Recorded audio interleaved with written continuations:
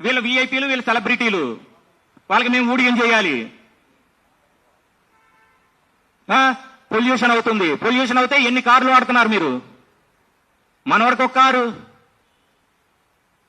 ఇవన్నీ ఇంపోర్టెడ్ కార్లు. ఆ డబ్బులు ఎక్కడి నుంచి వచ్చాయి? ఎవడైనా ట్రాక్ రికార్డు తీస్తారా? తీయండి. ఒకరి కష్టం మాకు అవసరం లేదు. ఇప్పుడు ముస్లిం వాడు ఉన్నాడు, క్రిస్టియన్ వాడు ఉన్నాడు, హిందూ అనేవాడు. హిందువు మతం అనేది లేనే లేదు. భారతీయుడు, భారతీయ తత్వం, భారత్ అర్థం తెలుసుకోండి. అర్థం చేసుకుని మాట్లాడండి. భరించండి, భరించండి. దేనికి భరించేది? ఎందుకు భరించాలి? ఎవడని నువ్వు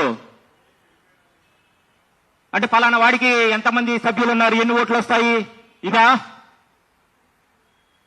పద్మశ్రీ అవార్డు అంట, పద్మభూషణ్ అంట, పద్మ విభూషణ్ అంట. ఎవరికి ఇస్తున్నావు? నీకు అధికారం ఉందా అవార్డు ఇచ్చుకునేది? దుర్వినియోగం చేసేది నీకు హక్కు ఉందా? అధికారం ఉందా? మరి మాకేముంది?